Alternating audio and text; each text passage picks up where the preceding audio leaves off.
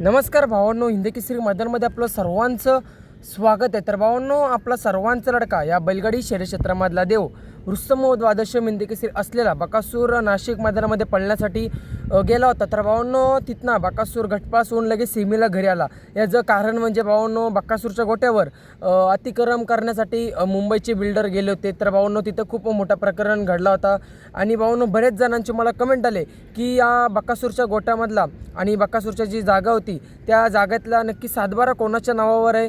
तर भावांनो, हेच तुम्हाला व्हिडिओच्या माध्यमातून सांगणार आहे। तर व्हिडिओ शेवटपर्यंत बघा आणि जर तुम्ही आपल्या चॅनलला नवीन असाल तर भावांनो, चॅनलला सबस्क्राईब करायला विसरू नका। आणि भावांनो, मोलाची साथ लागली ते म्हणजेच बकासूरचे चाहते असतील आणि बकासूरचे प्रेमी असतील ते देखील तिथे उपस्थित राहिले होते। त्यामुळे आपल्या बकासूरचा गोटा म्हणजेच आपला मंदिर वाचला। आणि भावांनो, आता सध्या अजून केस चालू आहेत, कोर्टामध्ये असतील, पोलीस स्टेशनमध्ये असतील, बरेच केस चालू आहेत। अजून मीटिंग देखील भरपूर होणार आहेत, त्यानंतर निकाल लागणार आहे। परंतु निकाल आपल्या बकासूरचाच असेल हे तर 100% असेल, कारण बकासूरचा आशीर्वाद या गोट्यावर असेल, आपल्या सर्वांवर असेल। तर नक्कीच भावांनो, यामध्ये विजय आपलाच 100% होईल।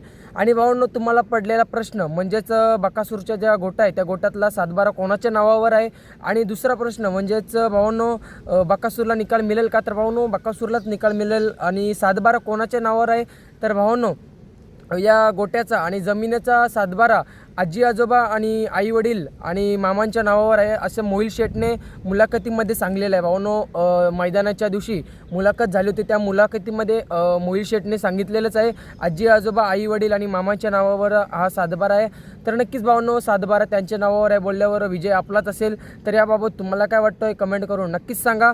आणि भावांनो, असेच बकासूरच्या गोट्याबद्दल अपडेट आपल्या चॅनलवरती येत राहतात, चॅनलला सबस्क्राईब करा। भावांनो, नक्कीच आपण बकासूरच्या गोट्याबद्दल संपूर्ण अपडेट देत राहू। धन्यवाद भावांनो।